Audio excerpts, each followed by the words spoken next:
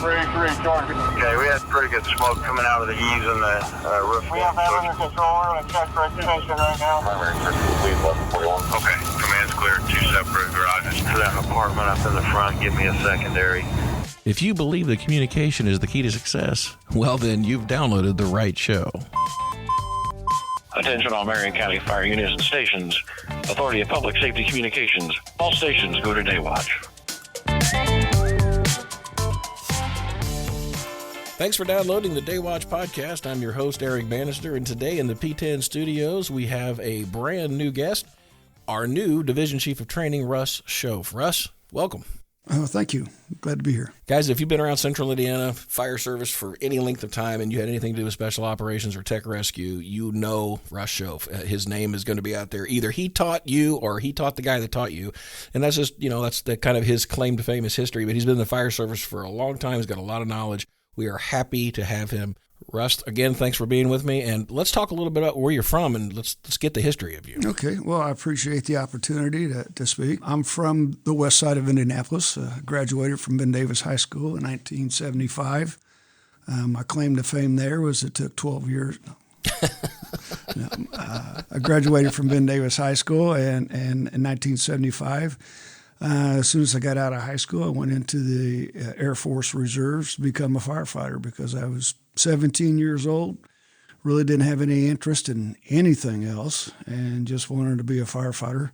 My father and mother were members of Wayne Township. They joined back in 1960, and they joined Station 5, Mickleyville, over on Inglemoor back in, I think it was like right at 1960. And so pretty much brought up in a Wayne firehouse. My parents were both very active in the Wayne Township Fire Department for 40 plus years. So that's where I always tell them, I'm just good old West Side boy from Wayne Township.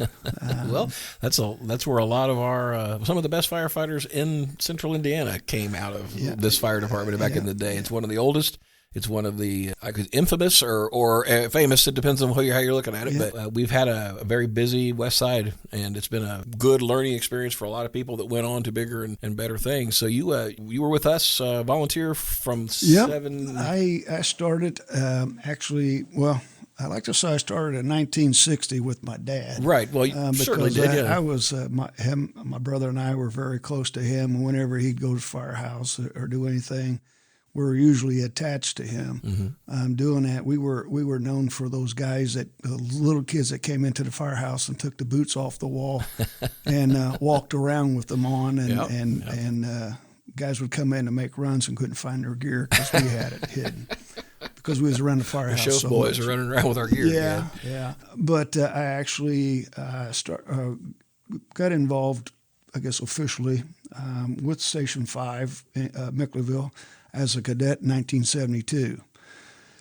They just started up a program. A guy by the name of Jerry was the coordinator of it, and there was probably a handful of us that started coming around and doing things in the station and washing trucks and learning. I kind of decided probably about the time I was in the 3rd grade or so that the bug hit me as it meant I really liked this fire job. It's fascinating how it does hit you, isn't it? It's like you just one minute you're like, this is it. One day I go, I'm going to be a fireman, and I've not turned back since. Yeah, when you watch, you see kids, what you want to be when you grow up, is someone to be a firefighter. They don't know. They see the cool flashy red lights and they watch the guys on TV or whatever. But until you start doing it, and then one day it's like, whoa, I really want to do nothing else but this. Yep. And, it's a great feeling. It's amazing how much it'll become your entire personality. It just, bam, you're a firefighter. That's what you want to do. So. Yeah, I went to my parents in like 1974, and I said, hey, I think I'm going to graduate midterm, and I'd like to go into the Air Force and be a firefighter. And they kind of like, whoa, this is okay. Why don't you go into the Air Force Reserve? You're 17. Why don't you go into the reserves and make sure that the military is what you want to do before you really mess up. And then if you like it, you can go active duty. And that's what I did. I went into the reserves. I was in the reserves for a few years. I went active duty and had a great 8-year tour of the Air Force. If you're looking for a candidate for any job, in this world. If you got somebody that's got prior military, you've got someone who's got discipline, someone that understands getting things done on time, just everything that you would want in an employee. So we encourage everybody that's listening, if you're an employer and you're looking for an employee, look for those military folks, because they're the folks you want working for you for sure. So we're kicking off as a volunteer then, helping out, coming off sealing Dad's boots and actually jumping in your own boots. So was it everything you thought it would be, or was it not quite what you thought it would be? Well, because of where my dad was and what he was doing, I had the abilities to sneak into fire grounds and get a little bit deeper than most 14, 15, 16-year-old kids got to be involved with. And that's kind of what really got me involved in and interested in the fire service is seeing that kind of work and doing that kind of work. And I always enjoyed picking up hose and rolling hose and all the stuff. So when I went into the Air Force, I really wasn't quite mature enough to be in the military part of it. Well, you see, that's what the military does. I focused all my attention on the firefighting part, and the military part was kind of like, they're serious. Oh, yeah, you guys really want me to get up at 6 o'clock in the morning, don't you? That's crazy. Yeah, you guys are serious about this. Okay, but it was a great experience to get out away from my comfort area on the west side of Indianapolis and family and everything, and get out on my own and had to do it all by myself. I think people that travel, to get away from home, get out of the state at least you're in, they have a whole different perspective on things, and I think you experience that. Being a firefighter is different all across the world. You obviously spent a lot of time at FDIC. You've been around the world as an instructor. You've been traveling with Indiana Task Force 1. You've seen a lot of different things in your career, and I think you would agree that not everybody skins the cat the same way. No, and that's what's great about it is there's so many different ways of doing what we do. And that's also the various different entertaining discussion points that we have in the fire service about how many different ways we have to do the same job and which way is the best way to do it. And that's a lot of fun sometimes for even just across the floor in a firehouse where I'm a ladder guy or I'm the engine guy. That's hours of entertainment listening to those guys yell at each other. FDIC is fantastic for starting that conversation with someone from the East Coast or the West Coast. Right. And throw a jab in or something like that and get the ball rolling on it. Although it's fun to pick on some people, it's also impressive to see the pride they take in their way of doing things. You talk to a guy from New York, which everybody, the gold standard of firefighting for a lot of us is New York City, but then you head out to L.A., the gold standard of firefighting is out there too. It's just a different way of doing it. And you get those two guys, it's a storm front. It's hot and cold. It's just crazy to watch those guys get together. At the end of the day, they're all drinking the same beer and loving that brotherhood, but boy, they do not agree with how things get done.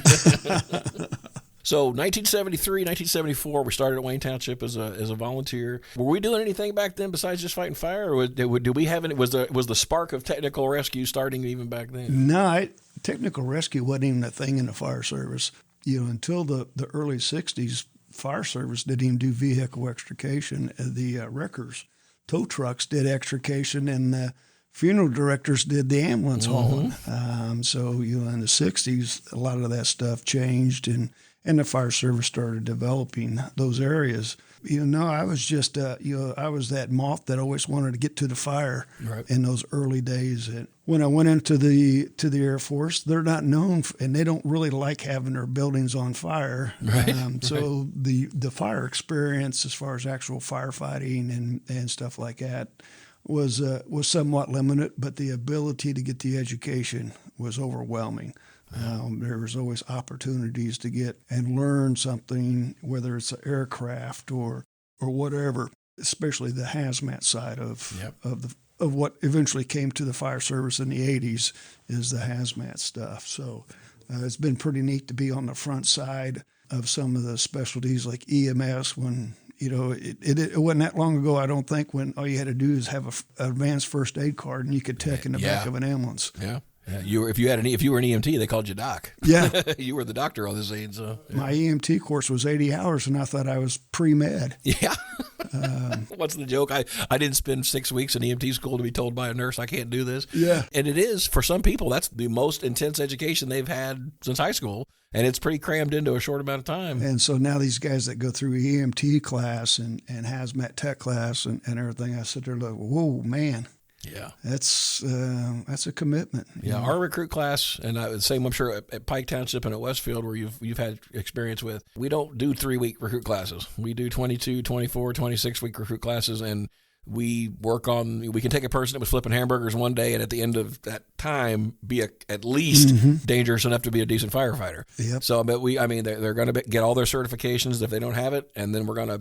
They're going to drill physically and mentally. They're going to be put to the test, but that's what it takes. 1990, 91-ish, when I joined the volunteer fire service, I followed my brother's footsteps, who's younger than me, but I joined because I was like, sure, let's do something. I had no idea. He was loving it. I was like, cool. And like days after I joined, and I'd had zero training. It was like they threw an air pack on me, walked around with an old MSA with the elephant trunk on it, that kind of thing. Caught a fire. It was a 2-story balloon construction, and it was a disaster. This fire was every which direction, and I had no idea what even balloon construction was. But we chased that thing all over the place, and we put that fire out with a lot of effort and a little bit of water because it was a very rural fire department. And I got done with that, and I couldn't figure out what was wrong with me. And it was because my ears hurt because I was smiling from one side of my face to the other, and I realized I discovered something that I had no idea that I really, really loved.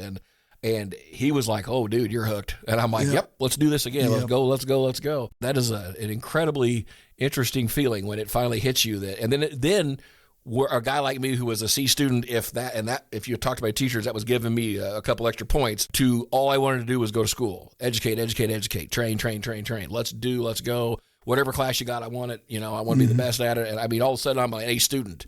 And people are like, what happened to you? I was average at best. But as a firefighter, I started to excel in learning and developing and practicing, and I found my stride. When you talk about just wanting to be, just be a firefighter, it's one thing, and there's nothing wrong with that, just to be a firefighter. Being a firefighter is how we support this entire operation. As you start to want to progress, and there's nothing wrong with wanting to progress and do more, it's out there. Like you discovered in the military, it's everywhere. You just go get it. Yep. Like you said, no matter what position you're in the fire service, it all starts out with being a firefighter. And you look at any position description, fire chief, assistant chief, anywhere, you always see the first things you got to do is be a firefighter. And you always got to be a firefighter. And that's what I still enjoy doing. 48 years later, I'm not maybe as quick or as fast as I used to be. I always tell people, man, you should have seen me 40 years ago. I've always said, and I will continue to say, youth is an amazing compensator. No way should you be able to drink a gallon of Jack Daniels one night before and then wake up the next day and still be able to do your job like nothing happened. And that only is possible with youth because that is not possible today. I thought that was a prerequisite for a firefighter. It was. That was one of the reasons why I was very successful in the fire service was I was able to do that. Being brave and being tough and all that stuff is kind of what everybody sees us as. But being a professional, just being the job, doing the job, wanting to learn more and caring about why that person does it that way and this person on this coast does it that way. And is there a reason why it's so different, but the outcomes tend to be the same? And being a student of the job, that is something that separates the guy that just comes for a paycheck and the person that is here for the career. Right. I've always been fortunate to have people around me that assisted me with staying in that stride, in that lane where I was always focused on the next thing, the next level, learning more and more and more because of the people that I had around me. I just looked up to, had respect for, and it was just, man, I don't want to let this guy down. Sure. I don't want this guy Absolutely. to think anything. People look at you; they're proud of what you're doing, and as you said, not letting them down. They're putting you up on a pedestal, and or you feel they are at least, and you want to continue that legacy. Your parents were firefighters. You want to make sure that your name doesn't end when somebody says, "Here comes Shoaf." You don't want it to be, "Oh no," you want it to be, "Oh good, Shoaf's here. That's good. Let's get some work done now." Yeah, there was always a great time back in the day, back in the 70s when my dad would be on the fire ground, and he'd be standing in the front yard, and we still rode tailboards and everything then.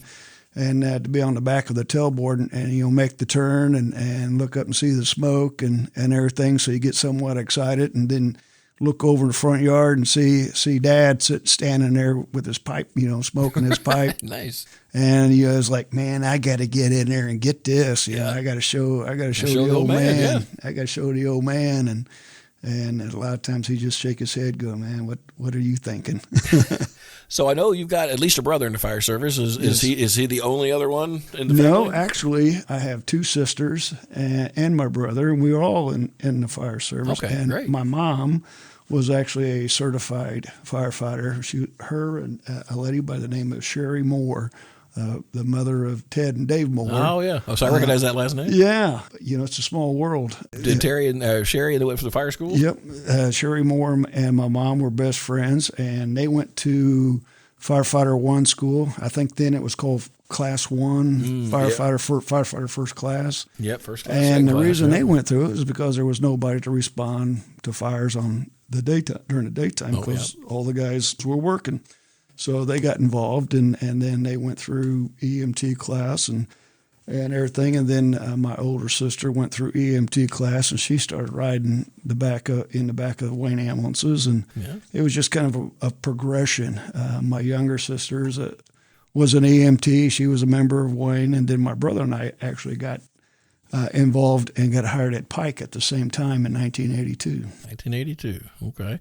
Now, did you do a little time at Wishart Ambulance Service? Yeah. I say that like it's criminal activity. Yeah. No, but Wishart is a rite of passage for a lot of people when it comes to EMS, for sure. When I got out of the service, I had a little bit of time. I actually gotten hired by Columbia, South Carolina Airport, to be a firefighter there, and I think I worked there for about 2 hours. I Yeah, I got out of the Air Force on a Friday and went to work there on a Monday, and I was there for 2 hours, and I thought, I don't think this is going to work. It's amazing how fast you can figure that out. Yeah, and I went in and handed the fire chief all of his uniforms and everything, and he was real pleased with, I'm sure he was. with me. And they still send you your pension check every year? Yeah, and so I went back to where we was living at in South Carolina and called my mom, and she happened to be working at Wishart Hospital, and she goes, well, they're hiring EMTs and everything. I go, wow, I guess we'll give it a try.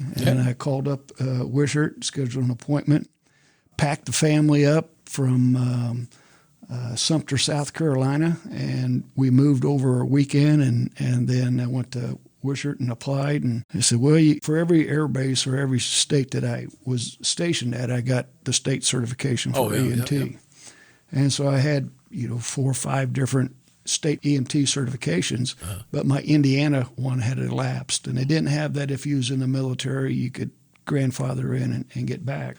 So I had to redo the state test, and once I passed the state test, Wishart said, we'll take you. And so I worked about 4.5, 5 months at Wishart on their BLS truck, district truck. Wishart, for those who have not been around, Wishart Hospital, it was the county hospital here in Indianapolis, and quite frankly, if you've never been in combat, if you've never experienced war, the ER at Wishart, anytime, day or night, especially on a Friday night or a Saturday night, resembled being in some type of combat environment. People shot, major traumas, you name it, everything went to Wishart that needed a surgeon. And if you worked there for any amount of time, even a short amount of time, you got to see some stuff. And sometimes that was great, because some of the best paramedics I've ever worked with in my life came out of Wishart. And to this day, they're still amazing paramedics. And some people that have left and have become salesmen or they work for the insurance company started at Wishart and said, nope, this is not for me. But the next step for you then was Pike Township, right? Right. I left Wishart and was fortunate enough to get in at Pike Township in 1982. We were actually their first, what they called a recruit class. They had 9 career people prior to that, 3 per shift, and they were in need, and they identified the need to go to a career department because the volunteer staffing was not there. So applied there, took the test, went through everything, and was successful and was able to get on at Pike in 1982.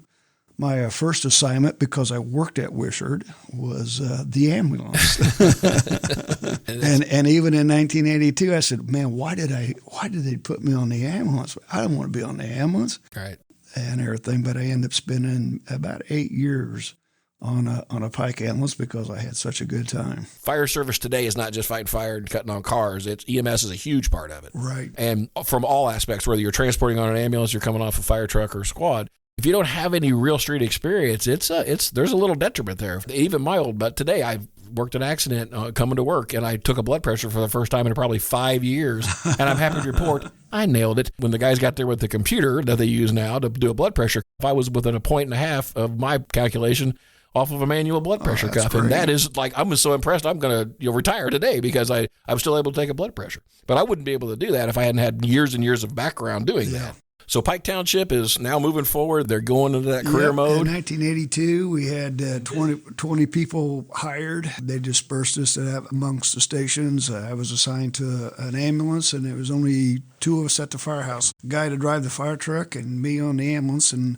if we had an EMS run, he'd jump off the fire truck and get on the ambulance with me. And if we had a fire run, I'd jump off the ambulance and jump on the fire truck with him. Yeah. So that's the way it ran for the first year that we was there at Pike. And in 83, they picked up another 20-plus people and started filling things in. And I chose to stay on the ambulance, and it just enjoyed getting out and making the runs and getting out of the station and just being involved with making emergency runs and doing everything. So I stayed on the ambulance. I had a choice to go to an engine. I said, I'll stay here. Yeah, you're at least doing something. Yeah, and everything. And then 88, 89, I took a promotional process and was actually passed over the first time. Didn't quite make the cut, and came back and got it on the second wave of the promotions. I made lieutenant and was assigned to an engine, and really enjoyed being a company officer. And it's where I really picked up a lot of maturity about dealing with people and how to handle with people.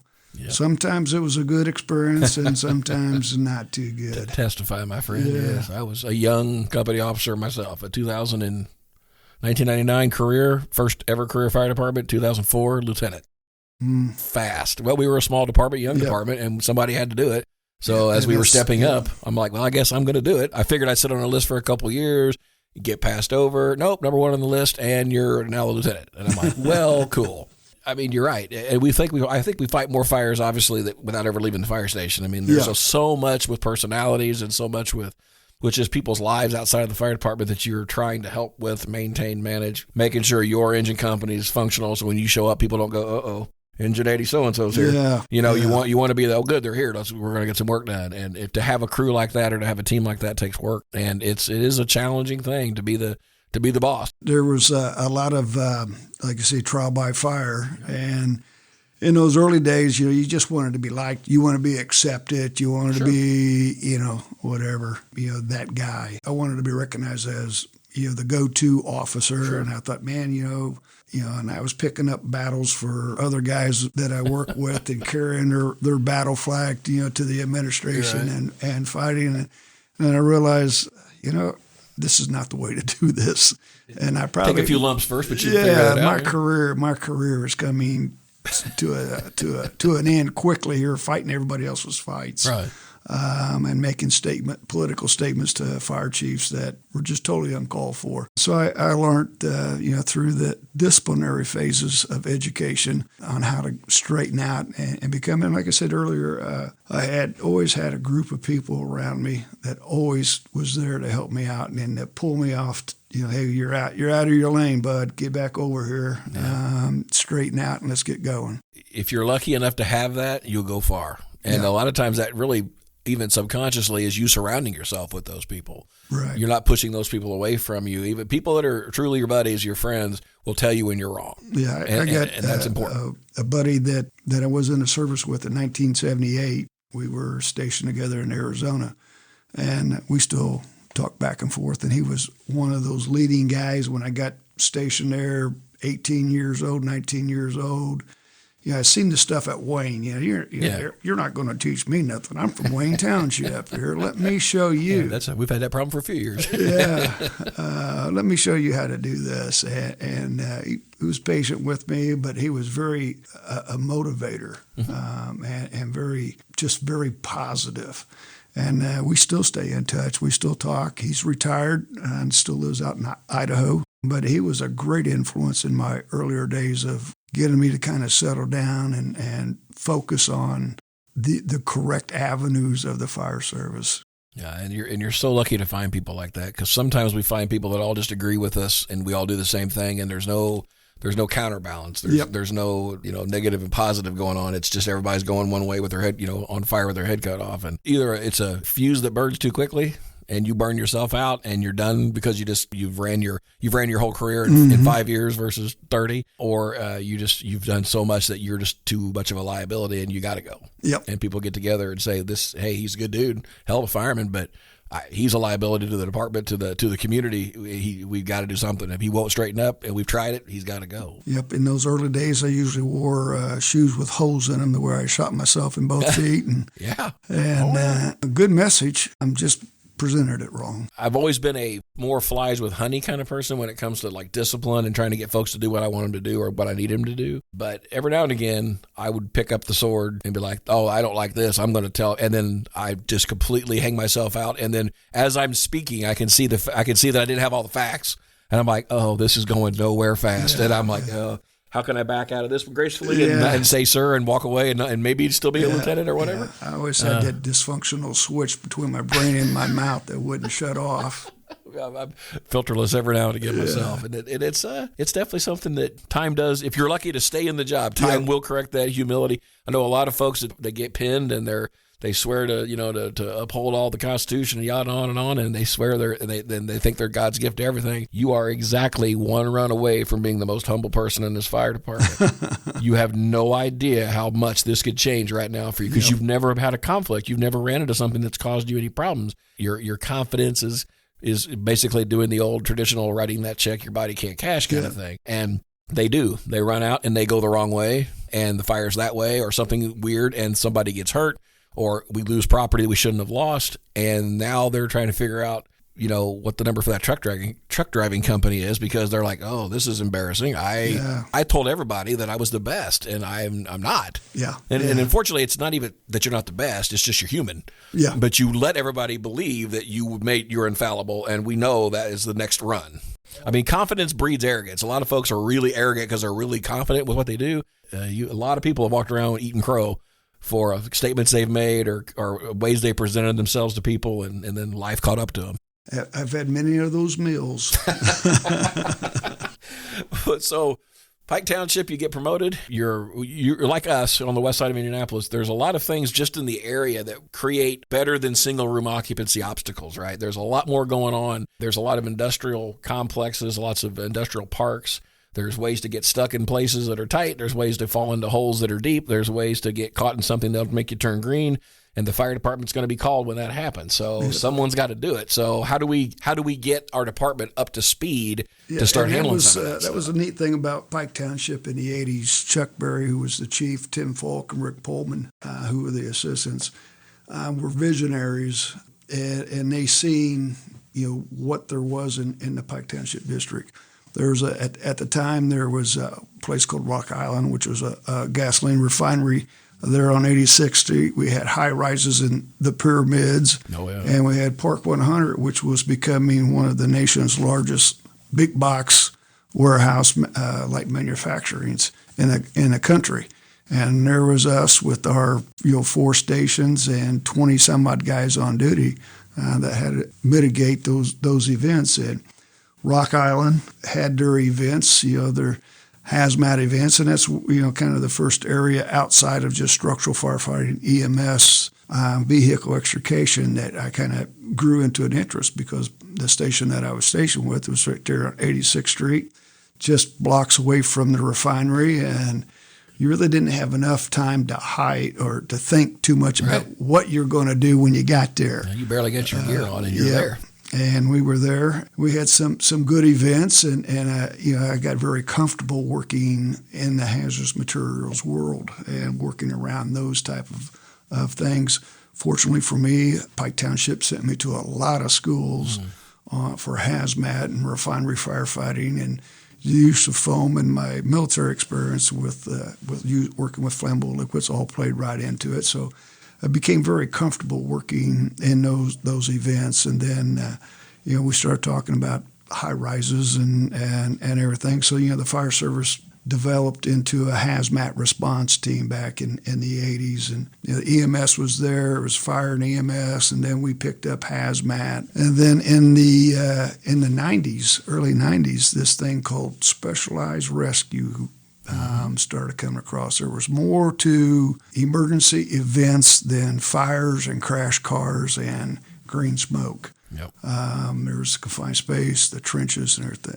Stuff like that, and the fire service was the answer to respond and to take care of those things. That's how we got into hazmat. That's how we got into EMS. Was who's going to take care of this? Well, we're really good problem solvers. Yep. If the cops don't want to do it, I guess we'll have to make the firemen do it. Right. So that's where my interest in the specialized technical rescues really started in. Pike Township was in the forefront of doing it because we were the fastest developing community in the state of Indiana back in the late 80s. So we had a lot of infrastructure going in. We had trenches and confined spaces at the refinery and everything. So Pike really jumped on board quickly in that and was a forefront of development of the technical rescue arena. And I was fortunate to be at the right place at the right time and got on that train and enjoyed it. That is some of the most difficult to manage or maintain competencies in the fire service. The BERT certifications. That is a full-time year-round. You just cannot lay back and go, well, I can tie a knot, so I'm good with ropes. I can, I understand how shoring works, so I'm good with trenching. There is just so much always evolving, always changing. Just being aware that it exists is enough that for some departments to say, nope, we're out. But just the other day, I was at Station 81 and down in Mars Hill area, and a guy walked up with a big orange coat on, and he was from Wilhelm, and he was talking to us because his little OSHA checklist said, we're doing a trench job over here at Rolls-Royce, and it says, contact local fire department. And I was like, okay, well, I'm glad you came to us. And because he thought, like everybody else thinks, fire department's right down the street. We had an entire trench team sitting right there at the fire station. They're going to show up, throw wood down and big shoring devices and pull my guy right out. And I was like, I'm glad you came by. We do have trench rescue capabilities, but it's not here. We would be your primary responder. We utilize the Indianapolis Fire Department for their tech rescue team because we don't want to duplicate that effort. They have a great one. We'll use theirs. They're coming from a little further away. I was trying to explain it to him. He's like, okay, well, it still checks my box. I'm like, well, I'm just telling you, when this engine shows up, it's going to be 3 or 4, maybe 5 firefighters showing up in an ambulance, and nobody's dropping shoring or nobody's putting any boxes in the ground. Or I said, that team's coming from a little ways away. So if you think you're going to need someone to be right there at the time, I got a phone number for you. I know a company that can do that. But we don't do that right at this fire station. And most of the people I come across in the industrial world, as I teach hazmat out there, think you call 911, the first thing that shows up is exactly what you asked for. And that's just not the case because we can't all do everything. But you guys at Pike, for a while, were kind of doing everything with a small group of people. We, out of the headquarters station, then it was Station 11, then it became the 111. I think now it's referred to as 61s.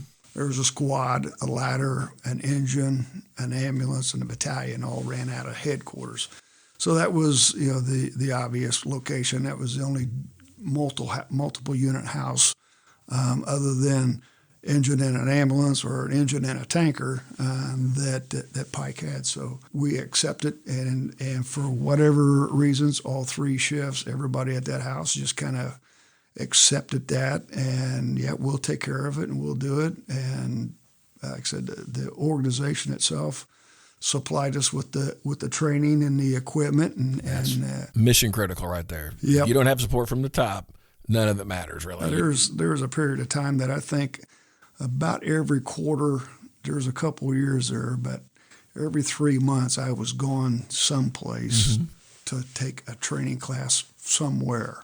And that's and that was phenomenal. and that's that. Yeah, if it, without that, what do you do? I mean, you know, it's one thing to be, we're inventive, right? We'll come up with ways to, you know, guys will sit in their garage and build a tool if that's what it takes to make it work. But reinventing the wheel is not really what we need to do. It's out there. We just talked about, or all around this country, around the world, there's a trick for every trade and there's a tool for every toolbox. But, you know, can you afford to send someone once a quarter to do that? Who's the guy can you send out that can come back and teach us how to do it? Do we really need X amount of equipment, or can we do it with this amount? All that is very, very important information. If your administration is not on board with it, what happens a lot of times is it goes for a minute and then it gets shelved. So now you got a bunch of ropes laying around, sitting on a shelf somewhere that nobody does anything with. But for the longest time, you guys notoriously, at least the stories that come out to the other fire departments, is Pike Township trains Monday, Tuesday, Wednesday, Thursday, Friday, Saturday, Christmas, Easter. There's no time to stop training. There was no day off. Yeah, and we enjoyed it. We made it fun. Yeah, as long as if you're enjoying it, that's awesome. We made it challenging. You know, if one guy, would come in and say, hey, well, we did this vehicle extrication out here and we did this, and this, you'd sit there and go, well, we can do one better. Right. And it got to a point where at one point in time, we had some cars there at the training facility at Pike. We got a bunch of guys together, and we got ropes and went out to the training tower, hooked up a rope system, pushed a wrecked car over to the side of the wall, and we was going to raise that car up onto the side of the wall and do an extrication like you see in the movies where the car's teetering on the parking garage thing. That's what our plan was. We was going to put a car inside of the second floor and do an extrication like that. And they came out and said, "No, I don't think that would be good. I don't think that'd be good for you guys." Right. But you know what though? Downtown parking garage in Indianapolis, once every 3 years, a car gets a reverse or a accelerator stuck and winds up sticking out, hanging over the edge, or falls completely down to the ground and from a elevated position. Mm-hmm. Every overflying interstate we have around here, especially out on the east side, those get cars wrecked and flipped and hang over the side of them. Your mind's in the right place. Yeah, we were cowboys. Yeah. It's one thing to cut a car on all four wheels, but let's roll it on its side. Now let's put it on its top. Now let's tunnel in from the trunk. There's 100 ways to do it, but if you don't practice doing it, the day it happens for real, you're like, oh, I wish we'd have done that. That was just how competitive each shift was. And, Pike and you know what? That's great.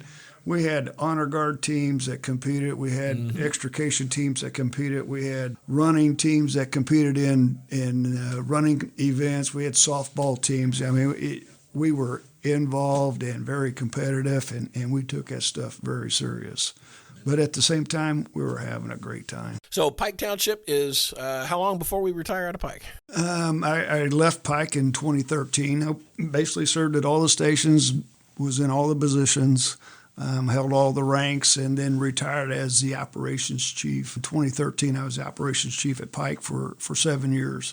And it was a good experience. There were some tough times because of the consolidation question was always flying around, and there was just some very tough times in Pike at that time frame as far as those things went. So I left. I got a phone call from Westfield, and it was like February of 2013. I got a phone call from the fire chief at Westfield, and general small talk, and he goes, well, what I'm calling you for is to see if you'd be interested in being a training chief here at Westfield. I'm looking for bring somebody in with some experience and everything. I wasn't having the best day at Pike that day, and my reply to him was, these guys deserve this attitude. I'm going to leave the office, go back into the companies, and be a disgruntled employee for a while. And he goes, well, Chief, it doesn't sound like you're having a good day. I'll call you back. Right, yeah. And so he called me back a day or two later, and we had a serious conversation. I said, well, you got to give me some time because I'm Pike Township born, blah, blah, blah. I was very loyal and very dedicated to Pike Township. But I talked to my wife, and we'd gone through some tragedies, in our personal lives at the same time frame. One of the things to identify what the norm was going to be is, I said, I really like training.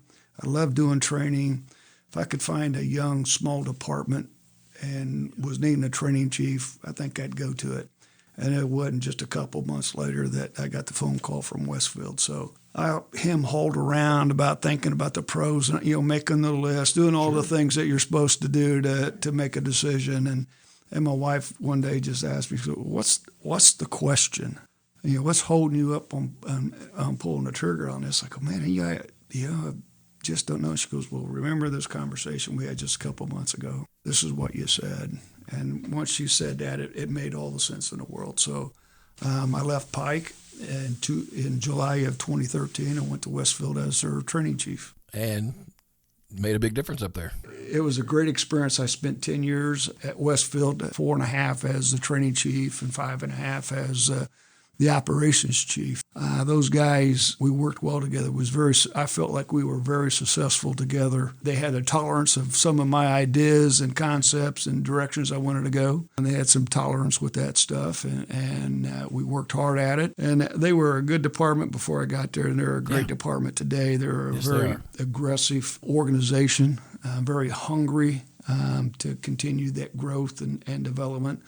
And they're a good bunch of guys. They helped me mature and become more of a senior chief officer or a senior person in the fire service that didn't have to go out and prove myself on the back of the truck or at the tip of a hose line or anything. That I could do it in the administrative level, the planning level, concept level. There are folks that, of course, usually that comes out of the folks that have never stepped foot in the office.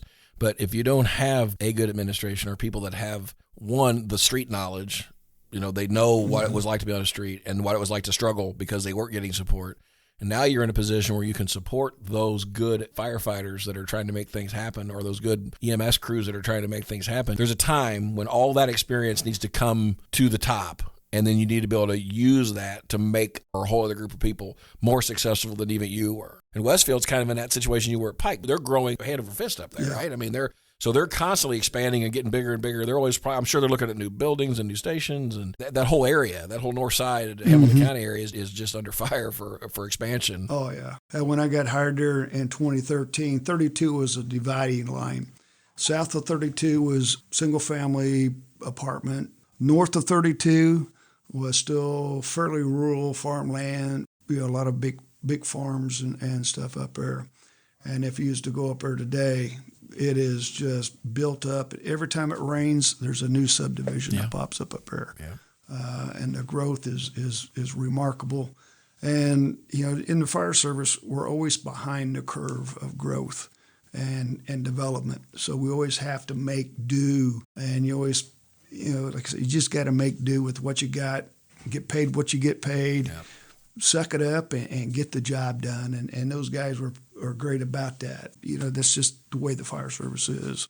That's what makes firemen a little different than anybody else. We'll make it happen. Yeah. There's not a doubt about it. We'll make it happen. Now then, we may complain about it after we're done.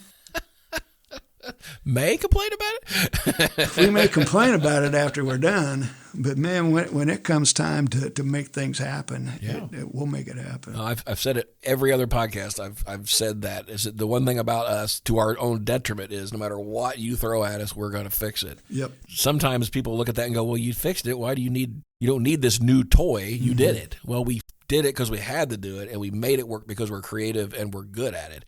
But that toy you're calling a toy could have done that half the time and been 100 times safer. Yeah, I was going to say, and the risk that we took getting at. It just worked. Yeah. And because nobody got hurt, everybody's like, thumbs up.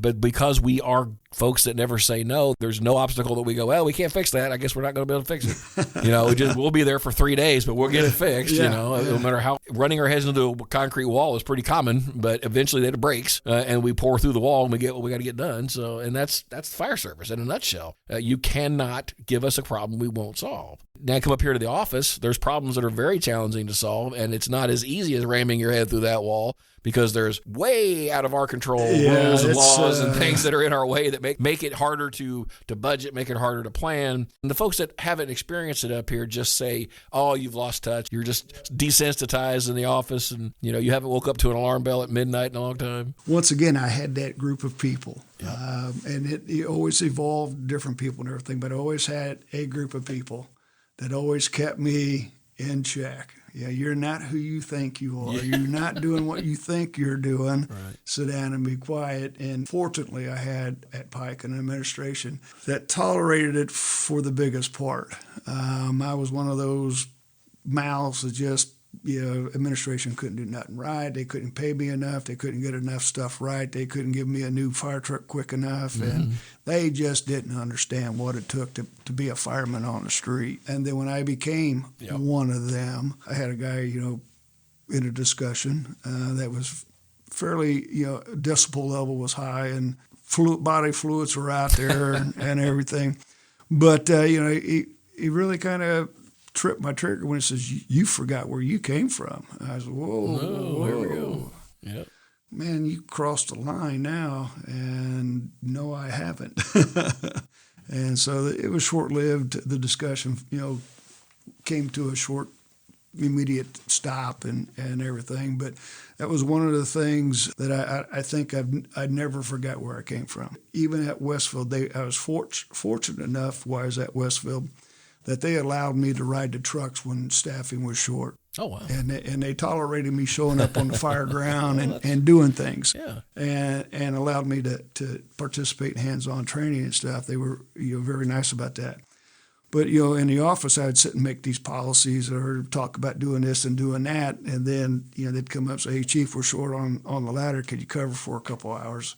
Oh, heck yeah, man. I'd scamper out and get my gear and throw it in the back of the ladder. And they get banged out on a job, and I was like, what are these guys doing?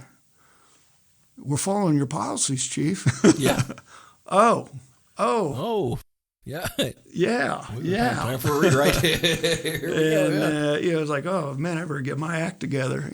But you got a chance to see it. I mean, once again, it's you can't forget where you came from, and you can't forget the value that street brought to you and the education that street stuff gives you, even in administration. People get promoted into an administration, and unfortunately, a lot of times that's where their education stops. That's where their experience stops because they're so busy. Oh my goodness, fighting the administrative fires and doing the day-to-day stuff that you lose track of the job and the importance of development. And not just firefighting development. I'm just talking about, the development of business savvy or the development of how best operations to best ways to do spreadsheets or whatever. Strategic planning, that's a mystery in itself, to develop a 5-year plan out of nowhere and how you do things like that. So one of the things I try to focus on is make sure that people around me in the administration stay focused and go out and get that information. Stay focused, stay developed, keep developing yourself. I've been, like I said, fortunate to be able to keep going to fire schools and participate in trainings and stuff like that. So I feel like I've kept, both feet on the ground and focused. 2 years ago, a little over 2 years ago now, first time in my career, in my fire department career, I've been in an office environment.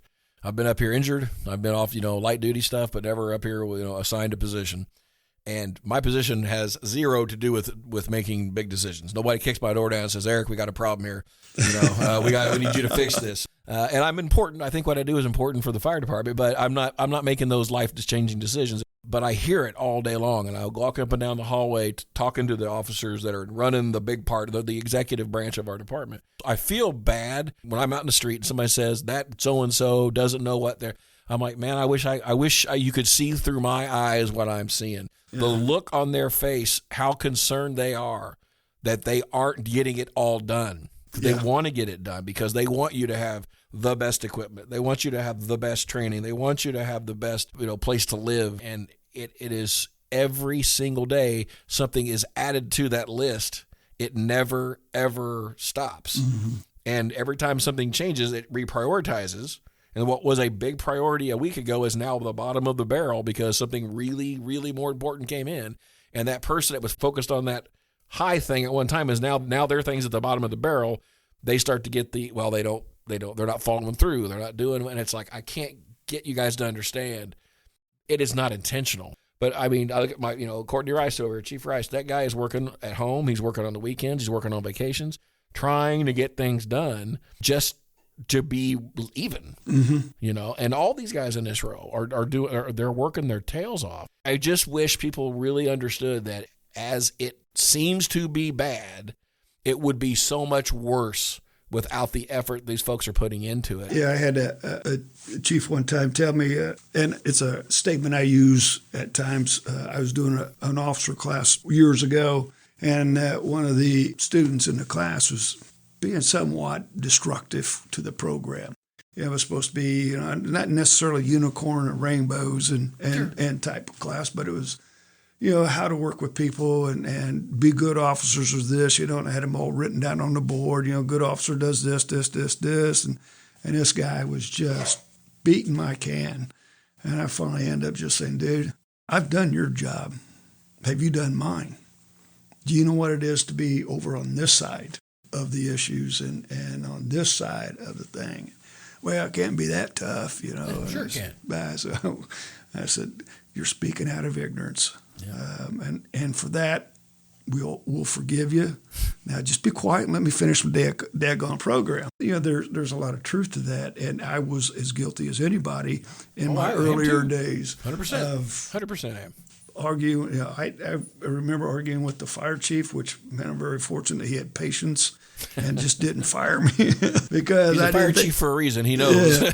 Yeah. You know, and I was telling him he wasn't compassionate to the needs of the guys, and he wasn't supporting us in the field, and we were out there fighting fire and risking our lives and all this stuff, and it got pretty crazy for a little bit. And like I said, fortunately, he maintained, and we talked it out. You know, there was no resolution. Like, you're right, Russ. I've not been compassionate.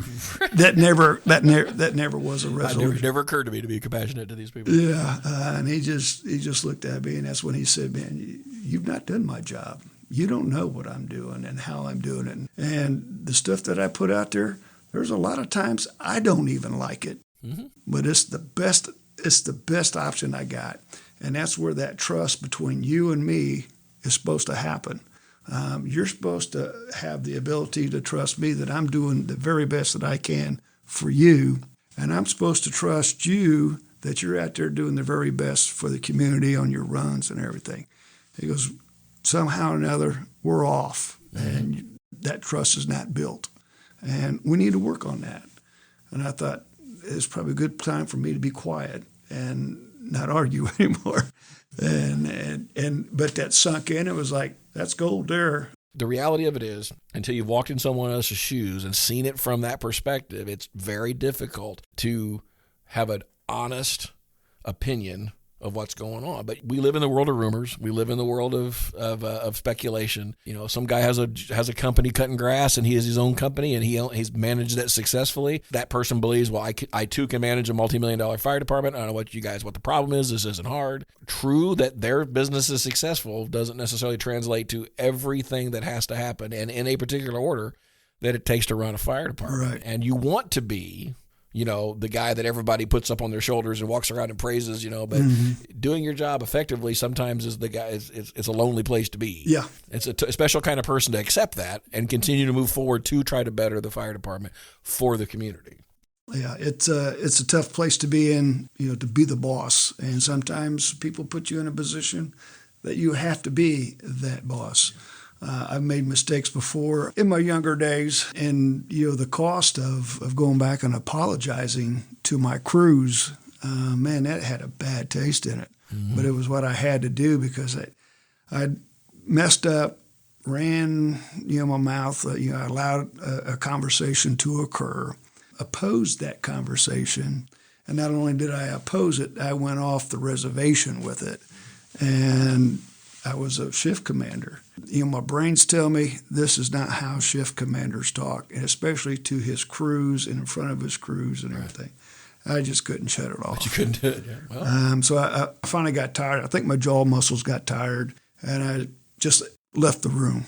And I marched straight over to the operations chief, sat down. I go, "You got a minute?" And he goes, "Yeah, what do you need?" I go, "Well, let me just tell you what I just did. I'm guilty. I said it. I did it. I'll go back to my office. I'll be awaiting the discipline. If you want me to write it up, I'll write it up too. But man, I was wrong. This is bad. This is really bad. And he goes, oh, it's probably not that bad, blah, blah, blah. And about 2 minutes later, it was a discussion between me and a union representative. Yes. And a few minutes later, the union representative standing at the door going, and he's got his lip out, and he's ready to commence on kicking butt. And I just kind of looked at him and like, okay, and walked by him, and he come in and goes, we got to talk. And he looked at me and says, we've already talked. And he goes, tell me your side of it. So the guy told him, he goes, yep, that's what Chief Shoaf said. That's what he said. He said, yep. What are we going to do about it? And so the discipline for that was I had to go out and apologize to the crews and it was the right thing to do. I was not professional. If anybody else would have came into the station on my shift and talked that way around my crews, they wouldn't have walked out. It would have been, we'd been on the ground. And why I did it, don't know, frustration. I'll give you 100 reasons or excuses. But I had to go back out and apologize to the crews and apologize to that individual. And so I thought about it for a while, and I thought, man, I don't know if I'd just rather take the 24. I'd rather just take the 24 day than off do versus this would be an easier route. But I went back and pulled the crews in and basically, thought about it for a while, and I threw some names out, and at the time it was a different generation. I said, you guys know who John Kennedy is, JFK, and they go, yeah. I said, you guys know who Ronald Reagan? You guys know Ronald Reagan, right? I go, yeah. And I go, you guys know Dwight Eisenhower? You guys heard of him? Yeah. I said, okay, well, you guys know Adolf Hitler? Yeah. So you guys know Genghis Khan? You know who he was? Yeah. I go, how about Joseph Stalin? You guys know who he was in history? And they go, yeah. And I said, you know what all 6 of them have in common? And they all kind of looked at me like, no. And these guys are already kind of looking at me because of the event, going, this old man's crazy. And I said, well, let me tell you what they all had in common. They were all great leaders. They led millions of people in combat and in direction and stuff. All 6 of them were great leaders. 3 of them are identified as tyrants. 3 of them are identified as great leaders. I don't want to be recognized as a tyrant, so please accept my apology. I was wrong. I shouldn't have acted that way. Let's put this behind us and let's go on down the road. And it had a bad taste. There was a lot of cat's butts that I had to lick to get that taste out of my mouth, but it was a very humbling experience. But that's the way I feel about it. I don't want to be a tyrant. I will be that boss that if you put me in that position to be the boss, I don't have any problems with pulling that trigger. I prefer not to, and I'll do everything I can to avoid to get to that point. But once it's pulled, it's well. When you recognize it as the battalion chief, you could have said nothing. Yeah. And said, I'm the damn battalion chief. This is my shift. This is why I don't care what you got to say about this. Now, next time you won't talk that way. Yeah. But then you're leaning more towards the tyrant side than you're leaning towards the leader side, and you recognize that, which is kudos to you, because a lot of guys don't. So you were out of Pike and they're at Westfield, and you've done a few things for Westfield, and then all of a sudden we get the phone call that we're getting the legend. Legend's coming here to Wayne. And I was like, the legend? You got to be kidding me. And then it was one of those deals where, again, there wasn't a lot of fanfare. All of a sudden, it was like, hey, we're bringing Russ Shoaf in as our division chief of training. And I mean, everybody's like, cool. We wanted Russ to be here in 1999. We don't know what happened. He decided to hang out. I applied in 1999, and I did get picked up in the draft. It hurt my feelings. Well, I think you were under contract. We couldn't pay for it. Yeah. We couldn't buy out. Anheuser-Busch had me under contract, and you guys couldn't meet the payoff on that. But no. We're excited. I mean, legitimately excited that you're here. Scott Baker was doing a great job as the division chief of training, and he wanted to go on and do other things. I'm not here to fix anything. The training staff in the past at Wayne Township has done a phenomenal job. These guys are great firefighters. They do their job, and they do it. If we could wear cowboy hats and Stetsons and dusters. Is that what the Yeah, middle sure. the coats? That's what we would be wearing here at Wayne. I'm very proud to be. I always say be back at Wayne. Yeah. You I had are. no reason to leave Westfield. Those guys treated me fantastic. I had, and for whatever reason, when I heard that the training chief position was open at Wayne Township, it just struck me as like, that may be something that may be something. And I thought about it for a day or two, and I said something to my wife, and she goes, "It's your call. I'll support you. Make the move if that's what you want to do." And I thought, man, I got a long time in this career, and should I just stay where I'm at, or and just filter out, or what? But for whatever reason, I called Chief Stewart up and asked him some questions about it, and everything, and he said, "Well, this is the application process, and this is how it's going to go, and this is how it's going to be." And I said, "Well, I don't want no favoritism. I don't want Right. anything. Straight up. If I get it, I get it. If I don't, I don't." And he says, "Well, that's how we operate around here." Yeah, but despite popular opinion, Yeah. although you're a known commodity and a friend of a lot of people, you applied and went through the process like anybody else. And I'm excited about being here. Like I said, I've had a very fortunate 48 years as a career firefighter. I've been put in places and been able to do things that I think are very unique and different in the fire service, and the ability to look forward and be a part of that planning, looking out and achieving things, and been given those responsibilities.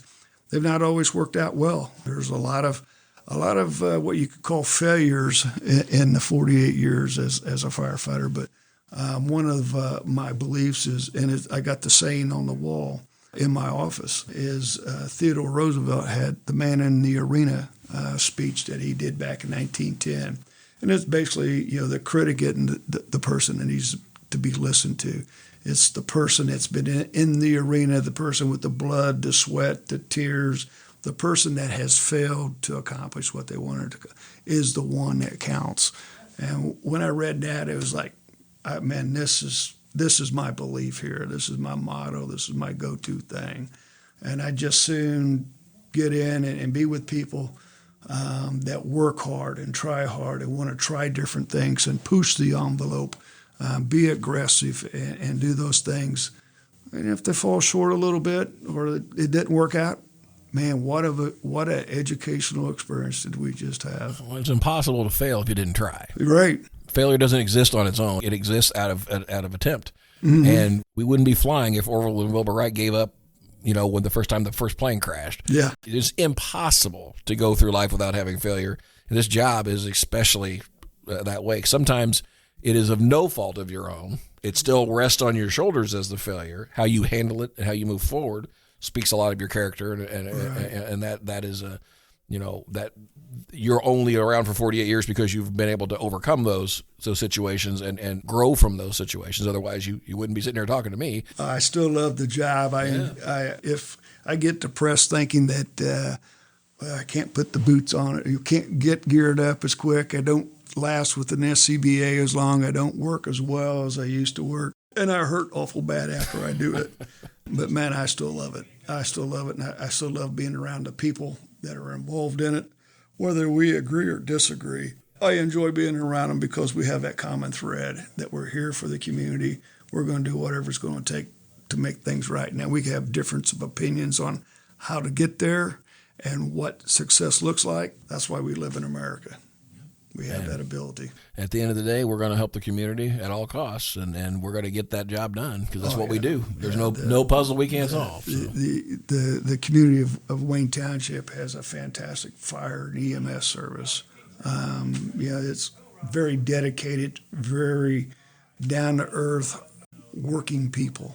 And we care about them for sure. Chief, thank you so very much. I want to say this is just an introduction to you. We'll have you back. Yeah. I'm sure there's more things we'll talk about as far as when training starts to develop. Well, I've been going out to the stations and talking to trying to meet the crews and put names and faces. And, one of the things I try to do is seek to Stephen Covey's statement, seek to understand, then be understood.